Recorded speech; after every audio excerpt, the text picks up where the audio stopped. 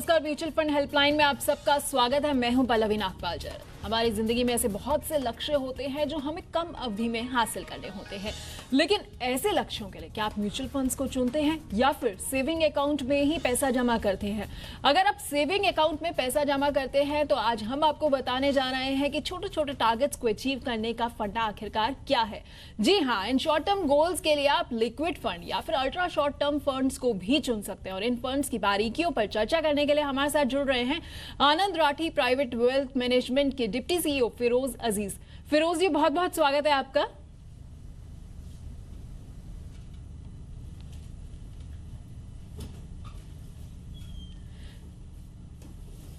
तो हम सबसे आज बात करने जा रहे हैं कि आखिरकार लिक्विड फंड्स क्या होते हैं या फिर अल्ट्रा शॉर्ट टर्म फंड्स क्या होते हैं, और इनकी तमाम बारीकियां जो हैं वो आज हम आपको समझाएंगे। लेकिन अगर आपके मन में इससे जुड़े हुए या फिर म्यूचुअल फंड से जुड़े हुए कुछ भी सवाल उठ रहे हैं तो आप हमसे पूछ सकते हैं। जी हाँ, लाइव जो है आप हमारे साथ जुड़ सकते हैं, और लाइव जुड़ने का जरिया जो है वो बिल्कुल आसान है। आप ट्विटर या फेसबुक के जरिए जो है हमसे जुड़ सकते हैं। ट्विटर और फेसबुक पर इस वक्त हमारा ये शो लाइव है, वहां पर आप कमेंट सेक्शन में जाकर अपने तमाम सवालों को पूछ सकते हैं और हम कोशिश करेंगे ज्यादा से ज्यादा सवालों को शामिल करने की। जी हाँ, और फिरोज अजीज जो हैं वो आपके तमाम सवालों का जवाब भी देंगे।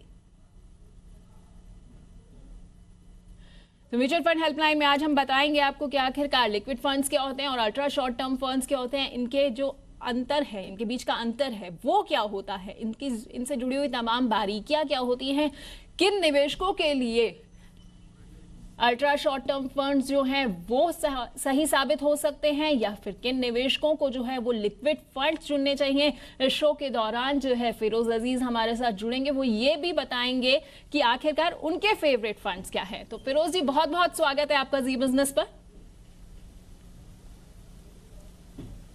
Correct, thank you so much. Firoz ji, सबसे पहले हमारे दर्शकों को जरा ये समझाइए कि लिक्विड फंड्स क्या होते हैं। लिक्विड फंड एक बहुत सरल इन्वेस्टमेंट के एक जरिए हैं। उनको शायद ही आप इन्वेस्टमेंट भी कह सकते हैं, क्योंकि लिक्विड फंड्स में जैसे नाम दर्शाता है, आप अपने लिक्विड पैसे इवन 3 दिन के अवधि के लिए भी लगा सकते हैं और 2 महीने, 3 महीने, 4 महीने तक भी रख सकते हैं। लिक्विड फंड एक बहुत लो रिस्क का इंस्ट्रूमेंट है जिसमें आप अगर पैसे लगाएं, हफ्ते भर के लिए भी आप पैसे रख सकते हैं और वो आपको ब्याज देने की क्षमता रखता है। उसको हम कहते हैं लिक्विड फंड। लिक्विड फंड की दूसरी इंपॉर्टेंट चीज ये है कि उसमें डेट इंस्ट्रूमेंट्स होते हैं और स्टॉक मार्केट से लेना देना कम होता है, नहीं होता जी। और फिरोज जी, किन निवेशकों के लिए जो है, किस तरह के टारगेट्स के लिए जो है वो लिक्विड फंड्स जो होते हैं उपयुक्त रहते हैं? मेरे हिसाब से सबकी जिंदगी में लिक्विड फंड की महत्वपूर्णता है, क्योंकि कभी ना कभी आपके पास थोड़े एक्स्ट्रा पैसे होते हैं जिसका आपका प्रयोग 10 दिन 15 दिन में करना पड़ेगा। फॉर एग्जाम्पल, आपने एक घर खरीदा है, बिल्डर को आपको 2 लाख रुपए 10 दिन बाद देने हैं, तो आप वो 2 लाख रुपए लिक्विड फंड में रख के उसका ब्याज कमा के 10 दिन बाद बिल्डर को दे सकते हैं। उसको बैंक अकाउंट में ना रख के, करंट अकाउंट में ना रख के, कोई बिजनेस ओनर्स जो होते हैं उनको करंट अकाउंट में ना रख के आप लिक्विड फंड में रखें तो उतने दिन का ब्याज मिल जाता है। तो answer your pointed question, her investor को, हर निवेशक को ये लिक्विड फंड की समझ प्राप्त कर लेनी बहुत जरूरी है। पॉइंट 1। पॉइंट 2, वो हमेशा हम पर्सनल फाइनेंस में ये जरूर कहते हैं कि एक इंसान, या सॉरी जी फिरोज जी। हाँ, तो दूसरी बात यह है कि आपके पास जो भी कंटिंजेंसी फंड होता है, हम पर्सनल फाइनेंस में ये जरूर कहते हैं कि आपको 3-4 महीने की जो सैलरी है उसको आपको बैकअप रखना पड़ता है कुछ इमरजेंसी के लिए। वो इमरजेंसी फंड जो है वो लिक्विड फंड में ही होना चाहिए। So this is the second purpose of liquid funds. जी बिल्कुल। तो लिक्विड फंड जो है किन निवेशकों के लिए उपयुक्त है और क्या क्या इसकी बारीकियां हैं, ये तो हमने फिरोज अजीज से जान ली। लेकिन फिरोज जी, अब ये जरा समझाइए कि अल्ट्रा शॉर्ट टर्म फंड्स क्या होते हैं। एक्चुअली क्या होता है कि म्यूचुअल फंड एक बहुत कॉम्प्लेक्स सी चीज बन चुकी है। लिक्विड फंड और अल्ट्रा शॉर्ट टर्म फंड दो डिफरेंट कैटेगरी हैं, मतलब इनका काम बहुत सिमिलर है।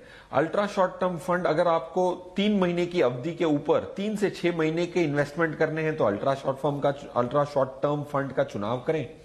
अगर आपको 3 महीने से कम पैसे लगाने हो तो लिक्विड फंड का चुनाव करें। बट इनका जो पर्पस है, इनकी जो रिस्क प्रोफाइल है बहुत क्लोज है, बट इनकी दूसरी कैटेगरीज हैं, 2 सेपरेट कैटेगरी हैं। और आपकी 3 से 6 महीने की टाइम फ्रेम्स हो तो अल्ट्रा शॉर्ट टर्म फंड का चुनाव करेंगे और छोटी अवधि के लिए लिक्विड फंड का चुनाव करेंगे। तो अल्ट्रा शॉर्ट टर्म फंड की रिटर्न के हिसाब से 0.5-0.7% आधा से 1% ज्यादा मिलने की उम्मीद होती है। और रिस्क में ultra short term funds marginally ज्यादा रिस्की होते हैं। दोनों ही कम रिस्क के इंस्ट्रूमेंट्स हैं क्योंकि इनका शेयर बाजार से कोई लेना देना नहीं है। ये सिर्फ पैसे ब्याज पे लगाते हैं और छोटी अवधि के लिए ब्याज पे लगाते हैं, तो इनकी रिस्कें बहुत कम होती हैं और रिटर्न अल्ट्रा शॉर्ट टर्म की मार्जिनली ज्यादा आती है, बट उसमें अवधि 3 से 6 महीने की होनी जरूरी है। बिल्कुल। और अगर हम इन दोनों फंड्स की बात करें तो इनमें मोटा मोटा अंतर जो है वो क्या रहता है, क्योंकि काफी हद तक जो है वो दोनों सुनने में एक जैसे लग रहे हैं। मोटा मोटा अंतर यह रहता है कि जो फंड में जो पैसे इकट्ठे होते हैं लिक्विड फंड के अंदर, तो वो 90 दिन के बॉन्ड्स और डिबेंचर्स में लगाए जाते हैं। और वो बॉन्ड्स और डिबेंचर्स जो लिक्विड फंड के फंड मैनेजर आपके और मेरे पैसे से खरीदते हैं, वो बॉन्ड 91 डेज के ज्यादातर होते हैं। और वही जो पैसा इकट्ठा होता है अल्ट्रा शॉर्ट टर्म फंड में, जो बॉन्ड्स फंड मैनेजर खरीदते हैं और 3 से 6 महीने की अवधि वाले बॉन्ड्स खरीदते हैं। इन दोनों में उसकी बॉन्ड्स की जो अंदर निवेश हुआ बॉन्ड्स की जो अवधि है वो डिफरेंट होती है कि इसमें 91 डेज होती है जो कि 3 महीने होती है, इसमें 3 से 6 महीने होती है। इसीलिए इन्वेस्टर को यह सलाह दी जाती है कि थोड़ी सी लंबी अवधि हो तो ultra short term fund use करें, छोटी अवधि हो तो लिक्विड फंड यूज करें। सो इनमें पोर्टफोलियो कॉन्स्ट्रक्ट का ये डिफरेंस रहेगा। बिल्कुल। तो यानी कि अगर आपका लक्ष्य जो है वो 3 महीने से कम का है तो आपके लिए लिक्विड फंड बिल्कुल सही है, लेकिन अगर थोड़ा सा ज्यादा इससे बड़ा लक्ष्य है तो आप अल्ट्रा शॉर्ट टर्म फंड्स को चुन सकते हैं, जिसमें थोड़ा सा बेहतर नहीं आपको रिटर्न भी मिल सकता है। तो फिरोज जी, अगर कोई निवेशक है उसको कैसे ये तय करना चाहिए कि उसके लिए इन दोनों में से कौन सा फंड सही है? रिटर्न की बात हमने कर ली, हमने लक्ष्यों की बात कर ली है, तो आखिरकार अंतिम चुनाव कैसे होना चाहिए? देखिए, इनकी जो बहुत कम बारीकियों में डिफरेंस है, तो अवधि के हिसाब से ही इनका चुनाव होना चाहिए। इसकी रिस्क एपेटाइट भी, अगर आप 3 से 6 महीने होल्ड करते हैं तो दोनों की रिस्क भी ऑलमोस्ट सिमिलर हो जाती है। So the only variable to check is the time frame, point 1। Second, अगर आपकी लंबी अवधि हो तो आप अल्ट्रा शॉर्ट टर्म करें, बट ये भी देख लें कि exit load, ultra short term funds में एग्जिट लोड होते हैं। एग्जिट लोड का ये मायना है कि जब आप पैसे निकालने जाएंगे तो आपकी एक डेबिट लगती है, आपको एक कॉस्ट लगती है, उसको कहते हैं एग्जिट लोड। तो fund, ultra short term fund specially खरीदने से पहले ये देख लीजिए कि निवेश निकालते वक्त आपको पेनल्टी ना लगे। जैसे फिक्स डिपॉजिट में भी काफी बार ब्याज की पेनल्टी होती है, वैसे ही अल्ट्रा शॉर्ट टर्म फंड में ज्यादातर एक एग्जिट लोड होता है एक अवधि तक। अगर वो अवधि पार हो जाती है तो एग्जिट लोड निल हो जाता है। तो that's the second thing which you have to watch out for. बिल्कुल। तो इन चीज़ों का आपको जो है खास ख्याल रखना चाहिए। लेकिन अगर हम बात करें टैक्स की, तो क्या इन दोनों फंड्स के ऊपर भी कुछ टैक्स जो है वो निवेशकों को चुकाना पड़ सकता है? और हमारे पास इसी से जुड़ा अश्विनी कुमार वर्मा का फेसबुक के जरिए भी यही सवाल आया कि क्या लिक्विड फंड्स पर उन्हें किसी तरह का टैक्स चुकाना होगा? जी बिल्कुल। Liquid fund, ultra short term fund की जो टैक्स है, टैक्स इंप्लीकेशन है, वो दोनों आइडेंटिकल है, दोनों की सेम है। बट अगर हम तीसरे इंस्ट्रूमेंट से उसको कंपेयर करें, जो कि इंडिया का फेवरेट इंस्ट्रूमेंट रहा है फाइनेंशियल इंस्ट्रूमेंट के साइड पे, वो है फिक्स डिपॉजिट। फिक्स डिपॉजिट में जो टैक्स लगती है वो इंटरेस्ट इनकम के हिसाब से लगती है। तो अगर आप हाईएस्ट टैक्स स्लैब में हैं, जो 10 लाख के ऊपर आपकी कमाई हो सालाना, तो फिक्स डिपॉजिट आपके लिए टैक्स एफिशिएंट नहीं होगा। और लिक्विड फंड और अल्ट्रा शॉर्ट टर्म फंड एक बेहतरीन विकल्प होगा, क्योंकि इसमें जो टैक्स होगी वो कम होगी, कैपिटल गेन कैटेगरी में आएगी, और उसको आप सेट ऑफ भी कर सकते हैं। So point 1, ultra short term funds और लिक्विड फंड्स की टैक्स सेम है, एफडी से कम है अगर आप हाईएस्ट टैक्स ब्रैकेट में हैं। और टैक्स रेट्स क्या हैं? 3 साल के पहले अगर आप अपना निवेश निकाल दें तो मार्जिनल टैक्स रेट कहते हैं उसको, हाईएस्ट टैक्स स्लैब आपकी जो है वो लगेगी। अगर आप 3 साल तक होल्ड कर लें, जो कि ज्यादातर कोई होल्ड नहीं करता है ये 2 फंड कैटेगरी को, तो आपको लॉन्ग टर्म कैपिटल गेन 20% पे देनी पड़ेगी, और उसमें इंडेक्सेशन का फायदा मिलता है सेक्शन 48 के जरिए। जी बिल्कुल। तो ये सब जो है अल्ट्रा शॉर्ट टर्म फंड और लिक्विड फंड से जुड़ी तमाम बारीकियां जो हैं वो फिरोज जी आपको बता रहे थे। और अगर आपके मन में कुछ सवाल उठ रहे हैं तो आप भी हमसे जुड़ सकते हैं फेसबुक या ट्विटर के जरिए, जहां यहाँ हमारा शो लाइव है। कमेंट सेक्शन में जाकर आप अपने सवाल जो हैं पूछ सकते हैं। फिरोज जी कोशिश करेंगे ज्यादा से ज्यादा सवालों के जवाब देने की। खैर, इस बीच में हमारे साथ फिरोज जी एक कॉलर भी जुड़ गए हैं, अभिषेक श्रीवास्तव जुड़े हैं। अभिषेक जी, बहुत बहुत स्वागत है आपका जी बिजनेस पर। जी ma'am, thank you so much. जी, अपना सवाल पूछिए। हाँ जी मैम, मैं बैंगलोर से बोल रहा हूँ। मेरी एज 38 ईयर्स है। मेरे कुछ गोल्स हैं। मैंने आपको मेल किया है कि 15 साल की एज में मेरी 2 डॉटर्स हैं, तो उनके लिए 75 लाख चाहिए। 20 साल की एज में दोनों डॉटर्स की मैरिज के लिए 75 लाख चाहिए, और 23 साल के बाद 4 करोड़ चाहिए फॉर माई रिटायरमेंट। तो करंट इन्वेस्टमेंट मैं म्यूचुअल फंड में दिसंबर 2017 से कर रहा हूँ। अभी 1 साल 2 महीना हो गया है। अभी जो मेरे पास जो फंड है वो स्मॉल कैप में फ्रैंकलिन इंडिया स्मॉल कैप में 1000 है, रिलायंस स्मॉल कैप में 1000 है, एल&टी इमर्जिंग बिजनेस में 22,000 है, मल्टी कैप में मायरे एसेट में 20,000 है, कोटक में 5,100 है, मोतीलाल ओसवाल में 20,000 है। लार्ज कैप और मिड कैप मेरे पास अभी है नहीं, बिकॉज लास्ट ईयर सेबी के चेंजेस, कुछ रूल्स चेंज हो गए। मेरा क्वेश्चन ये है सर कि मैं रिस्क लेने को तैयार हूँ, तो just suggest me one small cap fund out of the above 3, because I feel that funds are more. और कोई और नया फंड है तो वो भी सर आप सजेस्ट करिए। मल्टी कैप में भी कोई एक फंड आप बताइए जो मेरे पास है, उनमें से कोई एक मेरे को कंटिन्यू करना है कि नहीं। और लार्ज कैप और मिड कैप मेरे पास नहीं है, तो उसके लिए भी एक लार्ज कैप और एक मिड कैप बता दीजिए सर। Thank you. बिल्कुल। तो फिरोज जी, क्या क्या बदलाव जो हैं इन्हें अपने पोर्टफोलियो में करने होंगे? तो मेरे हिसाब से इनका पोर्टफोलियो एटलीस्ट इन्होंने लक्ष्य जो हैं 38 की उम्र में है, तो इन्होंने लक्ष्य जो रखे हैं 15 साल, 20 साल और 23 साल में रिटायरमेंट का, ये अच्छा है, थोड़ा क्रिस्टल क्लियर है। तो you can work backwards and find out how much investment is needed to get there, which I think is a great start point.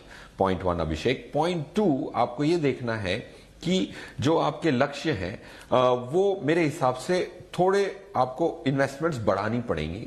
सो मेरी ये सजेशन रहेगी आपको कि जैसे आपकी आय बढ़े तो आप अपनी एसआईपी की इन्वेस्टमेंट्स कंसिस्टेंटली 10 से 15% ग्रो करते जाएं साल दर साल। Then all your goals can be met with mediocre returns. आपको ठीक ठाक रिटर्न में भी आपके गोल्स आप अचीव कर लेंगे।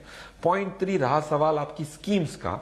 आप कह रहे हैं कि आप हाई रिस्क टेकर हैं, तो रिस्क भी सोच समझ के लेना चाहिए। तो आपको स्मॉल कैप फंड सजेस्ट करूंगा, एक अच्छे फंड मैनेजर का जिन्होंने रिस्क को सीमित रख के भी रिटर्न डिलीवर किया है, वो है चिराग Setalvad. HDFC small cap fund मेरा फेवरेट फंड है स्मॉल कैप कैटेगरी में। अगर आप 4 साल 5 साल अगर इसमें लगातार इन्वेस्ट करते रहेंगे तो इनकी ये क्षमता है जरूर चिराग की, जो छोटे बिजनेसेस जो future potential large cap businesses हैं उनको आइडेंटिफाई करने की इन्होंने कैपेबिलिटी दिखाई है। So that's what I think you should choose. आपकी जो मल्टी कैप स्कीम्स हैं उसको आप कंटिन्यू कीजिए। Mirae Asset India equity fund, Kotak Standard multi cap, दोनों अच्छी स्कीम्स हैं। Harsh Upadhyay Kotak Standard multi cap के फंड मैनेजर हैं, उन्होंने अच्छा प्रदर्शन दिया है। लार्ज कैप में रिलायंस लार्ज कैप ऐड कीजिए। मिड कैप स्पेस में Canara Robeco emerging equities add कीजिए। हमारी एनालिसिस के हिसाब से इनका पास्ट परफॉर्मेंस तो अच्छा ही है, बट फ्यूचर प्रोस्पेक्ट भी काफी अच्छा दिख रहा है आज के करेक्ट पोर्टफोलियो कॉन्स्ट्रक्ट को नजर रखते हुए। बिल्कुल, तो उम्मीद करते हैं अभिषेक जी फिरोज जी की सलाह के साथ आप अपने लक्ष्यों को आसानी से हासिल कर लेंगे। All the very best. आज हम बात कर रहे हैं लिक्विड फंड्स की और अल्ट्रा शॉर्ट टर्म फंड्स की, और फिरोज अजीज से हम ये भी जानेंगे कि उनके कौन कौन से फेवरेट जो हैं इन दोनों कैटेगरी में फंड्स है। लेकिन इससे पहले हमारे साथ एक कॉलर जुड़ गए हैं, उनके पास चलते हैं। हमारे साथ नीरव जी जुड़े हैं। नीरव जी, बहुत बहुत स्वागत है आपका। Thank you madam, good evening. Hello good evening, अपना सवाल पूछिए। मैडम, मैंने एक मेल किया था। मेरा अभी चार करंटली SIP कर रहा हूँ मैं। हेलो जी हेलो जी, मेरे नीरव जी, फंड अपना है सवाल पूछिए। Aditya Birla Sun Life equity fund, DSP small cap fund, SBI blue chip और एक HDFC हाइब्रिड इक्विटी फंड है। तो मेरे ये फंड बराबर है कि नहीं, उस पर मुझे एडवाइस चाहिए थी। और जो और आपने अपने लिए कुछ लक्ष्य भी तय किया हुआ है क्या? हाँ, मुझे 25 ईयर्स में कुछ 4 करोड़ चाहिए।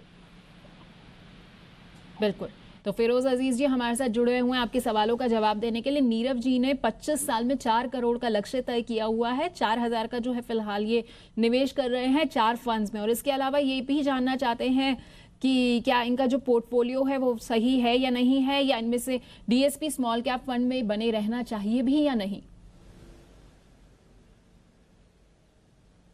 आई थिंक नीरव जी को डेफिनेटली पहले तो इनका जो लक्ष्य है 4 करोड़ का, इनके करंट इन्वेस्टमेंट से पूरा होने की संभावना कम है, और ये सिर्फ 1 करोड़ पे पहुंच पाएंगे। इनके 4,000 रुपए पर मंथ का जो इन्वेस्टमेंट है नीरव साहब आपका, वो शायद आपको 4 करोड़ के लक्ष्य पे पहुंचाने की क्षमता नहीं रखता है। तो आपको अपने इन्वेस्टमेंट्स बढ़ाने की कोशिश करनी पड़ेगी। आपका खर्च कम करके डिस्पोजेबल इनकम बढ़ा के निवेश बढ़ाना पड़ेगा, ताकि आप आसानी से अपने 4 करोड़ पे पहुंच पाए। पॉइंट 1। पॉइंट 2 जो है, आपने DSP black rock small cap fund में इन्वेस्ट किया है। ये मेरा बहुत स्ट्रांग मानना है कि जब भी आप स्मॉल कैप में इन्वेस्ट करें जहां रिस्क ज्यादा होती है, तो आपको बड़ी asset management company, top 5-6 asset management company से ही स्मॉल कैप फंड का चुनाव करना चाहिए। क्योंकि अगर आप छोटी एसेट मैनेजमेंट कंपनी में स्मॉल कैप डालते हैं तो रिस्क दुगना हो सकता है। सो HDFC स्मॉल कैप फंड एक बेहतरीन चुनाव होगा जिसमें रिस्क सीमित होंगे, और HDFC largest asset management company है, तो उनके पास एनालिस्ट ज्यादा होते हैं, फंड मैनेजर ज्यादा होते हैं, पैसा ज्यादा मैनेज करते हैं, तो उसकी प्रोफेशनलिज्म थोड़ी ज्यादा आपको फायदा मिलता है। कॉस्ट दोनों में सेम ही है, ऑलमोस्ट ना के बराबर का डिफरेंस है, तो you should choose HDFC small cap fund मेरे हिसाब से। I think that's one important change. SBI blue chip को आपको हटा के आपको रिलायंस लार्ज कैप में मूव करना चाहिए। 5 साल से मैं रेकमेंड कर रहा था SBI ब्लू चिप, बट 2 साल पहले मैंने एग्जिट कॉल दी थी इस फंड पे, और उसका प्रदर्शन लास्ट 1.5-2 साल से बड़ा खराब रहा है। सोहनी जो फंड मैनेजर है, उनका पोर्टफोलियो का कॉन्स्ट्रक्ट करंट मार्केट सिचुएशन में ठीक नहीं है, तो इसीलिए मैं कहूंगा कि SBI ब्लू चिप को एग्जिट करें, और रिलायंस लार्ज कैप जो शैलेश राजभान फंड मैनेजर हैं, उनका portfolio will have a better prospect from a future. And I think viewer के लिए बहुत इंपॉर्टेंट है, इन्वेस्टर के लिए, कि उसके पीछे, फंड के पीछे जो फंड मैनेजर है उसके स्टाइल को पहचाने, पहले उसका नाम जाने, उनकी होमवर्क करें। हमेशा हम एज इन्वेस्टर्स फंड के नाम में ही इर्द गिर्द ही उनकी रिसर्च करते हैं, तो फंड मैनेजर को जानना बहुत ज्यादा जरूरी है, and that's a important start point. बिल्कुल, तो ये बहुत अच्छी आपने बात बताई कि फंड को जानने के लिए बहुत अच्छा तरीका ये है कि फंड मैनेजर के स्टाइल को भी पहचाना जाए। अच्छा फिरोज जी, अपनी चर्चा को आगे बढ़ाते हैं और बात करते हैं आपके फेवरेट फंड्स की। तो सबसे पहले बात हो जाए लिक्विड फंड्स की।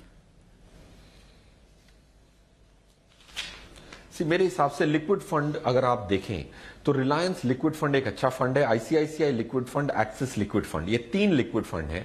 बट लिक्विड फंड की खासियत ये होती है कि सब में जो रिटर्न का अंतर होता है बहुत कम होता है। इक्विटी फंड्स में जो रिटर्न का अंतर होता है काफी ज्यादा होता है। तो लिक्विड फंड में आप रिलायंस या ICICI का लिक्विड फंड, उनका नाम ICICI प्रू लिक्विड फंड नाम है, वो फंड का आप चुनाव कर सकते हैं। शॉर्ट टर्म फंड में कोटक सेविंग्स फंड मेरा फेवरेट फंड रहेगा। Reliance ultra short duration fund भी अच्छा फंड है। सो ये 2 फंड्स बहुत हैं अल्ट्रा शॉर्ट टर्म कैटेगरी में, और लिक्विड फंड में जो 3 बताए, वो तीनों में से किसी का भी आप चुनाव कर सकते हैं। और अपने कंटिजेंसी फंड्स जो आपके जमा पूंजी है सेफ्टी के लिए वो आप जरूर डाल सकते हैं, और जब मर्जी वो पैसा आप निकाल के एक दिन में अपने बैंक अकाउंट में 1 वर्किंग डे में पैसा वापस रिडीम होके बैंक अकाउंट में आ जाता है। तो बहुत सरल है इन्वेस्ट करना, और निकालना भी इतना ही सरल है। सो लिक्विड फंड की शुरुआत हर निवेशक को करनी जरूर चाहिए ताकि उसकी समझ बढ़ पाए। बिल्कुल, और अगर आप अपने छोटे छोटे लक्ष्यों को पूरा करना चाहते हैं तो जैसे फिरोजी ने जो फंड्स बताए हैं उनमें निवेश आप कर सकते हैं, और अपनी अवधि के मुताबिक जो है वो आप चुन सकते हैं कि आपको लिक्विड फंड में निवेश करना है या अल्ट्रा शॉर्ट टर्म में। फिरोजी, समय की कमी है इसलिए एक छोटा सा सवाल फेसबुक के जरिए लेंगे। लोकेश का सवाल आया हुआ है, वो जानना चाहते हैं कि क्या वो इक्विटी फंड से लिक्विड फंड में स्विच कर सकते हैं। बिल्कुल लोकेश जी, आप इक्विटी फंड से लिक्विड फंड में स्विच कर सकते हैं, लिक्विड फंड टू इक्विटी में भी स्विच कर सकते हैं। बट एक चीज का ध्यान रखें, जब आप इक्विटी एग्जिट करते हैं 1 साल के पहले, तो एक एग्जिट लोड लगती है, वो 1% ज्यादातर होती है। तो वो एग्जिट लोड को मद्देनजर रख के ये आप स्विच जरूर प्लान कर सकते हैं। बहुत ईजी है स्विच करना। टैक्स और एग्जिट लोड को ध्यान में रख के आप जरूर कर सकते हैं। बिल्कुल, तो लोकेश जी उम्मीद करते हैं आपको आपका जवाब जो है मिल गया होगा। फिरोज जी, बहुत बहुत स्वागत है, बहुत बहुत शुक्रिया आपका हमारे साथ जुड़ने के लिए और हमारे दर्शकों को ये सारी सलाह देने के लिए। तो आज के लिए म्यूचुअल फंड हेल्पलाइन में इतना ही, लेकिन जी बिजनेस पर खबरों का सिलसिला आगे भी जारी रहेगा।